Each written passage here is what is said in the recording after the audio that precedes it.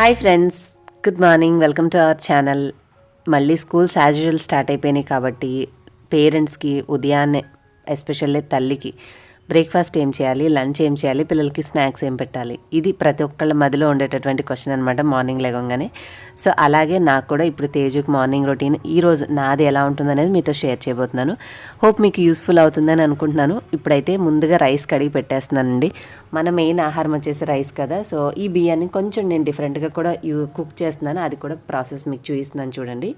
అంతకుముందు డైరెక్ట్గా కుక్కర్లో వేసేసే బియ్యాన్ని నేను సపరేట్గా కడిగిన గిన్నె అందులో పెట్టేసి ఒక గ్లాస్ వాటర్ వేసేసి ఒక 10-15 నిమిషాలు నానిన తర్వాత స్విచ్ ఆన్ చేస్తే మనకి నీళ్లు అవి మరగడం ఆగిపోయే టైంకి కరెక్ట్గా అన్నం కూడా అయిపోతుంది.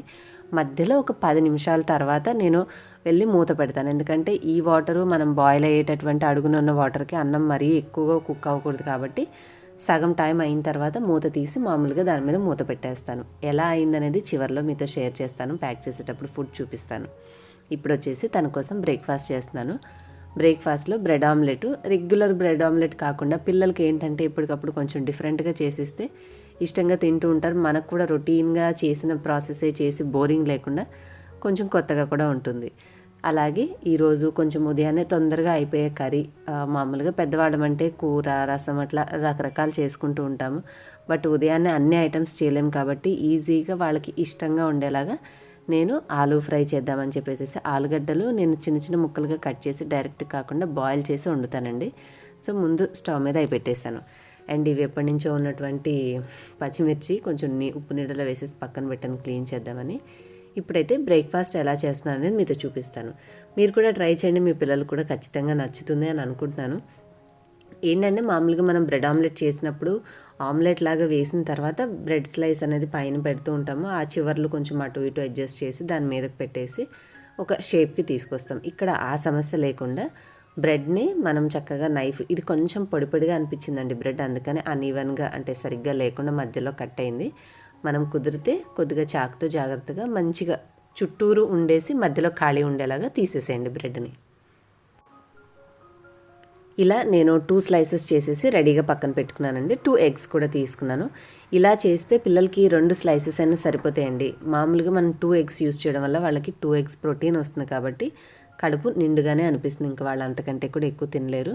సో 2 స్లైసెస్ తోటి డిఫరెంట్గానే విడివిడిగా మనం ఇలాగ కనుక చేసిస్తే కడుపు నిండా తింటారు. ఉదయాన్నే హెల్దీగా కూడా వాళ్ళు మంచి బ్రేక్ఫాస్ట్ చేసిన వాళ్ళు అవుతారు. నో ఆయిల్ బ్రేక్ఫాస్ట్ మీతో షేర్ చేస్తాను. అలా అని చెప్పి ఆయిల్ లేకుండా అని కాదండి, దాని ప్లేస్లో నేను గీ వాడతాను. అది కూడా చాలా తక్కువ. సో ముందైతే నేను కొంచెం ఉప్పు, కారం, పసుపు అవన్నీ వేసేసి గుడ్డు అంతా కూడా 2 గుడ్లు గిలకొట్టేసి రెడీగా బౌల్లో పెట్టుకున్నాను. ఎటు కూరకి కట్ చేస్తున్నాను కదా, కొంచెం ఉల్లిపాయలు కూడా వేద్దామని చెప్పేసి వేశాను. ఉల్లిపాయ అలాగే కొంచెం పచ్చిమిర్చి తినే పిల్లలకైతే అది కూడా ఉంటే ఫ్లేవర్ బాగుంటుంది. కానీ మా అబ్బాయి మళ్ళీ మిర్చి వచ్చిందంటే తీసేస్తాడు, అందుకని తన కోసం వేయలేదు. కొత్తిమీర వేస్తున్నాను. కొత్తిమీర వల్ల మంచి ఫ్లేవర్, అది ఉడికేటప్పుడే మనకి ఉల్లిపాయ కానీ కొత్తిమీర కానీ మనకి బాయిల్ అవుతూ ఉన్నప్పుడు ఒక మంచి స్మెల్ వస్తుంది కదా, మనం మూత పెట్టేసి స్టీమింగ్ చేస్తున్నప్పుడు. సో అందుకని చెప్పేసి వేసి అది కూడా కలిపేసి రెడీగా పెట్టాను. ఈ లోపల మనకి ఆలు కూడా ఉడికిపోయినాయి, అవి కూడా తీసేసి పక్కన పెట్టేశాను. ఇలా మనం కొంచెం ఆలు తోలు కూడా తీసేసి పక్కన పెట్టుకుంటే స్టవ్ మీద చేసుకునేటప్పుడు బ్రేక్ఫాస్ట్ ఇవి కూడా కొంచెం కూల్ అయి ఉంటాయి కాబట్టి కర్రీ ప్రాసెస్ అనేది స్టార్ట్ చేసుకోవచ్చు.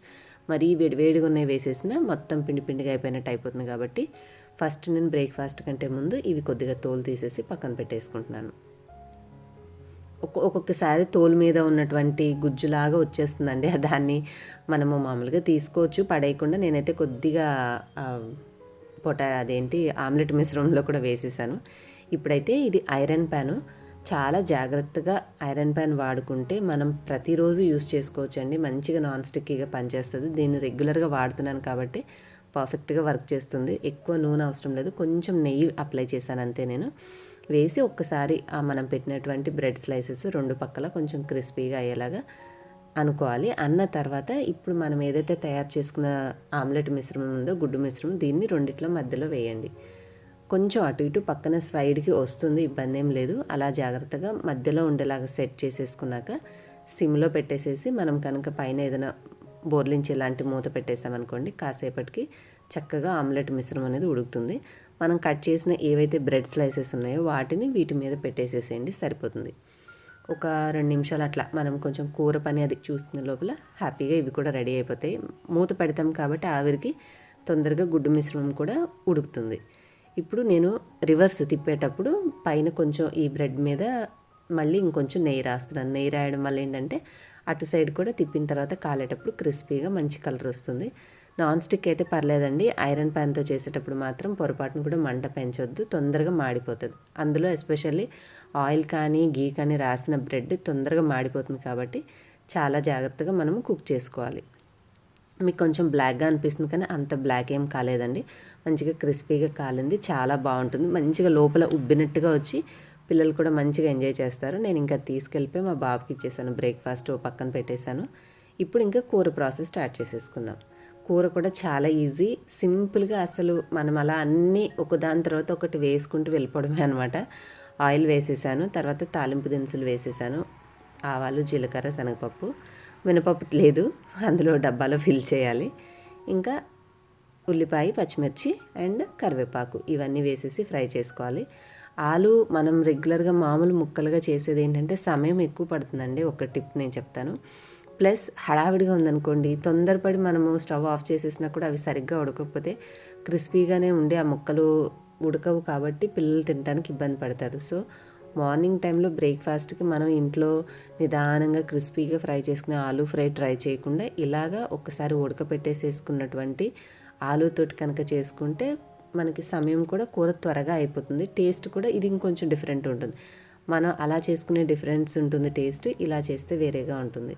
నేను ఎందుకు ఇది ప్రిఫర్ చేస్తానంటే హడావిడిగా ఒకవేళ అనుకోకుండా ఒక్కొక్కసారి ఆటో వాళ్ళు మరికొంత సమయం ముందే వచ్చినా కూడా ఆల్రెడీ ఆలు ఉడికుంటాయి కాబట్టి ఆ పైన వేసినటువంటి కోటింగ్ అదంతా ఇట్స్ ఓకే, ఒక నిమిషం అటు ఇటు అయినా పెద్ద సమస్య ఉండదు కాబట్టి నేను మ్యాక్సిమం బాయిల్డ్ ఆలునే ప్రిఫర్ చేస్తాను.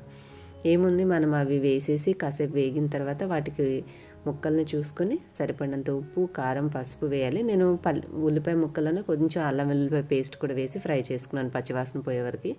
తర్వాత ఇవన్నీ వేసేసి ఒక్క 2 నిమిషాలు మూత పెట్టామంటే మనం వేసిన చక్కగా ఉప్పు కారాలు అన్నీ కూడా ముక్కలకు పడతాయి. తర్వాత మూత తీసేసి కొద్దిగా మనం ఈ కొత్తిమీర ఉంటే చల్లేసుకున్నాం అంటే కమ్మటి వాసనతో చాలా బాగుంటుంది. ఇంక ఇక్కడ నేను గరం మసాలా కూడా ఏం వేయలేదండి, అంత అవసరం కూడా ఉండదు. అల్లం వెల్లుల్లిపాయ పేస్ట్ తోటి మంచి ఫ్లేవర్ అనేది వచ్చేస్తుంది ఆలూకి.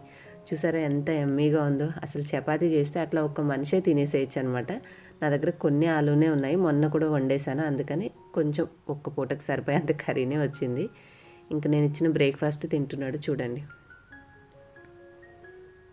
మామూలుగా రెసిపీ చేసినప్పుడు నేను అది ఎలా ఉందో చూపిస్తూ ఉంటాను కదా, వరే నువ్వేం తింటున్నావు చూపించరా అంటే వాడు దాన్ని టెక్స్చర్ చూపిస్తున్నాడు అనమాట. కానీ చూస్తూనే అర్థమవుతుంది కదండి పిల్లలు మంచిగా ఎంజాయ్ చేస్తూ తింటున్నారని. సో ఈరోజు నా మార్నింగ్ రొటీన్లో ఇలా కొంచెం డిఫరెంట్గా వాడికి బ్రేక్ఫాస్ట్, వాడికి ఎంతో ఇష్టమైనటువంటి సాఫ్ట్ ఆలూ ఫ్రై కర్రీ చేశాను. సో మీరు కూడా అట్లాగే ట్రై చేయండి. మీరు కూడా చేస్తే ఆ యొక్క పిక్స్ని నాతోటి స్మార్ట్ తెలుగు హౌస్ ఆఫ్ ఇన్స్టాగ్రామ్లో షేర్ చేయడం మర్చిపోకండి. అండ్ ఇలాగే మార్నింగ్ రొటీన్లో మీకు మంచి మంచి టిప్స్ అండ్ రెసిపీస్ షేర్ చేస్తూ ఉంటాను నేను చేసినవి. ఇంకా అన్నం చూపిస్తాను కదా, చూద్దాం రండి. చూడండి, కింద అడుగున కుక్కర్లో వాటర్ అయిపోయింది, అది ఆఫ్ అయిపోయింది. ఇప్పుడు మనము ముందు నేను పెట్టేటప్పుడు మూత పెట్టలేదండి, కొంచెం సేపు ఉన్నాక మూత తీసుకొచ్చి పెట్టానంటే ఇంకా వాటర్ సరిపోతాయి అనుకున్న సమయం చూసుకొని ఒక 10 నిమిషాల తర్వాత తెచ్చి మూత పెట్టేసేస్తే ఈ విధంగా పొడి పొడిలాడుతూ చాలా పర్ఫెక్ట్గా మనకి, నేను ఎన్నోసార్లు హడావిడిగా వండి అన్నం కొంచెం గట్టిగా అయిపోయి కొంచెం నీళ్ళు ఎక్కువై మెత్తగైపోయి ఇట్లా ఎన్నో జరిగి ఉన్నాయి. ఒక్కొక్కసారి అడుగుకి వెళ్ళిపోయి అన్నం అంతా కూడా వేస్ట్ అయిపోయిన రోజులు కూడా ఉన్నాయి. ఆ సమస్యలన్నిటికీ చెక్ పెడుతూ ఇదొక సింపుల్ ప్రాసెస్. అలాగే ఎలక్ట్రిక్ ప్రెషర్ కుక్కర్లో కూడా బాగా అవుతుందండి. ఇదొక పద్ధతి. రెండు నాకు చాలా చాలా బాగా నచ్చాయి.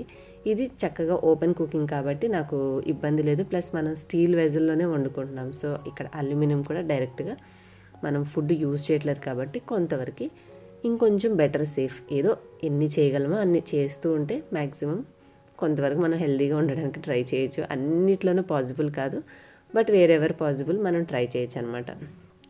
ఇంకా బాక్స్ అయితే సర్దేసేయాలి. కర్రీ తీసుకొని కర్రీ మీద కొంచెం ఎంతైనా తక్కువ ఆయిల్తో చేశాను కాబట్టి తనకి ఇబ్బంది లేకుండా అన్నం తినేటప్పుడు స్మూత్గా ఉండాలి కదా. నెయ్యి ఖచ్చితంగా వేస్తాను కూరలో. నెయ్యి వేసేసి అన్నం ఇలాగా కలిపేస్తాను. కొంతమంది పిల్లలు ఇష్టపడరండి కలిపితే, కానీ మా అబ్బాయి నేను అలాగ పెడితే మమ్మీ అక్కడ కలుపుకోవడానికి కుదరట్లేదు, ఇబ్బందిగా ఉంది అంటే ఇక తనకి నేను ఏ కూర పెట్టినా కూడా కలిపేసేసి పెట్టేస్తాను. మ్యాక్సిమం ఎంత అండి, ఒక 3 అవర్సే కదా కలిపి ఉండేది, పెద్ద ఇబ్బంది ఏమి ఉండదు. సో కలిపేసేసి తనకి కొంచెం పెరుగన్నం, లేదంటే ఇట్లా ఇది మజ్జిగది ఉంది, సో మజ్జిగన్న పెడతాను. మజ్జిగ పెట్టిన రోజున పెరుగన్నం పెట్టేసేస్తాను. పెట్టేసేసి బాక్స్ అనేది ప్యాక్ చేసి ఇచ్చేస్తే హ్యాపీగా తీసుకుని వెళ్ళిపోతాడు. అండ్ స్నాక్స్లో ఇందాక మీకు ఒకటి చూపించాను కదా పల్లి చిక్కి, అది ఒక స్లైస్ కట్ చేసి పెట్టాను. ఫ్రూట్స్ అవి పెడుతూ ఉంటాను, కానీ ఒక్కొక్కసారి తినకుండానే తెస్తూ ఉంటాడు. ఇలాంటివి అయితే కొంచెం తింటాడని చెప్పేసి ఇది మొన్న ఏదో పనుండి బయటకు వెళ్ళారు కదా డిమార్ట్కి, అక్కడ వెళ్ళినప్పుడు కొనుక్కొచ్చినట్టున్నాము. సో అవి పెట్టేసేసి తనకి బాక్స్ సర్ది ఇచ్చేసాను. ఇంకా హ్యాపీగా స్కూల్కి వెళ్ళిపోయాడు. ఇంక ఇవి వచ్చేసి నట్స్, ఇంకా నేను తినాలి. పని మొదలు పెడితే కిచెన్లో ఇట్లాంటివి అన్నీ పక్కకి వెళ్ళిపోతూ ఉంటాయి. మనం ఏంటంటే కొంచెం వర్క్ చేసుకుంటూ ఉండాలి, సైమల్టేనియస్గా తిందామని అనుకునే లోపలే మా అమ్మాయి కూడా కాల్ చేసింది. సో హాస్టల్ నుంచి అరౌండ్ 8:30 ఆ టైం కల్లా ఇక నాతో మాట్లాడిద్ది తను కాలేజ్కి వెళ్ళే ముందు. సో ఇలా ఉదయాన్నే వంట, బాబుని పంపించగానే మళ్ళీ మా అమ్మాయితోటి ఒకసారి మాట్లాడుకోవడం, ఇలాగ నా మార్నింగ్ రొటీన్ గడుస్తుంది. సో మీరు ఎలాగుంటుంది మీ వర్క్ రొటీన్ అనేది నాతో షేర్ చేయాలనిపిస్తే కామెంట్ సెక్షన్లో షేర్ చేయండి. అలాగే ఇన్స్టాగ్రామ్లో, ఫేస్బుక్లో ఫాలో చేయడం మర్చిపోకండి. లింక్స్ అన్ని డిస్క్రిప్షన్లో ఉంటాయి. మరొక మంచి టాపిక్తో నెక్స్ట్ వీడియోలో కలుస్తాను. Till then keep smiling. Thanks for watching. Bye.